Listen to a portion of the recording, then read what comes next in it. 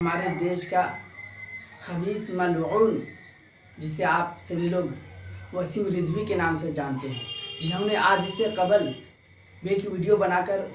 ये संदेश दिया था कि कुरान के अंदर 26 ऐसी आयतें हैं जो आतंक को बढ़ावा देती हैं, जो दहशतगर्दी की तालीम देती है, जो इंसानियत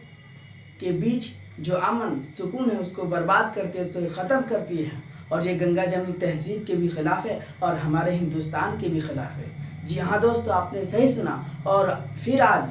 मैं आपको बताने वाला हूँ कि वसीम रिजवी, जिन्होंने आज इससे कबल पहले आवाज़ उठाया था, आज उन्होंने कहा है कि मैंने कुरान में 26 जो आयतें थी, जो ऐसी आयत जो कुरान के ख़िलाफ़ यानी कि जो दहशतगर्दी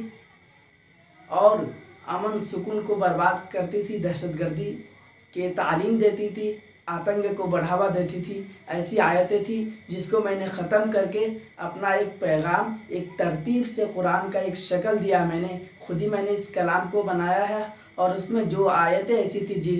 जिससे अमन सुकून गंगा जमनी तहजीब बर्बाद होती थी, उसको मैंने साइड कर दिया। और इस तरीके से मैंने करके प्रधानमंत्री पीएम यानी हमारे देश के जो प्रधानमंत्री हैं उस तक पहुंचा दिया है। और मैं ये कहता हूं कि इस चीज़ को पूरे हिंदुस्तान के मदारिस में कायम किया जाए। क्या चीज़? यानी कुरान। कौन सी कुरान? वो कुरान जिसको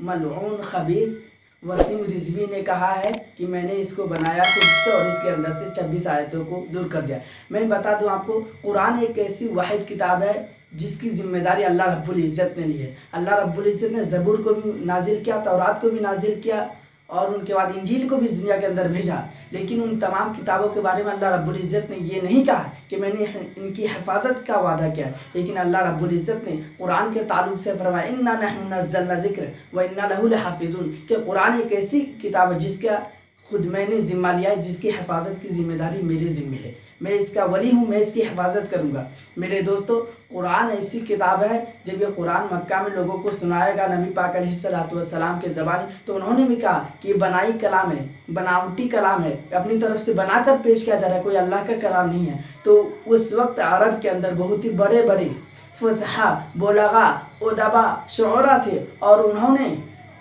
जब कुरान के खिलाफ आवाज़ उठाया तो उनसे कहा गया कि अगर तुझ में काबिलियत है, अगर तुझको खुद अपनी काबिलियत पर नाज है, तो कुरान तो दूर की बात, एक सूरत तो दूर, बहुत बड़ी सूरत तो दूर की बात, लेकिन एक छोटी सी सूरत, एक छोटी सी आयत यानी इन्ना अतैनाकल कौसर को लिखकर खाना काबा की दीवार पर लटका दिया गया। और उनसे कहा गया कि अगर तुझ में क्षमता है, अगर तुझे अपनी काबिलियत पर नाज है, तो पूरी सूरत तो दूर, एक आयत इन्ना अतैनाकल कौसर फसल्लि लिरब्बिका वनहर, इसका जो मैंने पहला आयत पढ़ा है, इसके मुतालिक बताया जाता है कि एक मिसाल पैदा कर, एक इसके जैसा एक हम शक्ल सूरत बना के तू दे दे। तो वो अरब के लोग जिसको अपनी फसाहत पर नाज था, जिसको अपनी बलागत पर नाज था, जिनको अपने ऊपर बहुत फ़ख्र था कि हम बहुत ही पढ़े लिखे हैं, तो उन्होंने भी उस चीज़ को बनाने से, उस चीज़ का मिसल पेश करने से कमज़ोर रह गया, उन्होंने भी उस चीज़ को पेश नहीं कर पाया। तो दोस्तों, मलऊन खबीस वसीम रिजवी ने कहा है ऐसा हो ही नहीं सकता है। और मैं आप लोगों से दरख्वास्त करता हूँ कि इस चीज़ की खबर जब हमारे नायब अमीर शरीयत हज़रत मौलाना शमशाद रहमानी अल कासमी साहब तक पहुँची, तो उन्होंने एक बयान जारी किया और उन्होंने कहा है कि हमें मुत्तहिद होकर इस गुस्ताख के ख़िलाफ़ आवाज़ उठाना चाहिए और इसके ख़िलाफ़ सख्त से सख्त आवाज़ उठाकर सरकार तक इस बात को पहुंचानी चाहिए, क्योंकि सरकार ऐसे लोगों के खिलाफ एक कानून बनाए जो इस्लाम के ख़िलाफ़ उंगली उठाता है, जो कुरान के ख़िलाफ़ उंगली उठाता है, जो इस्लाम को मानने वालों के ख़िलाफ़ आवाज़ उठाता है।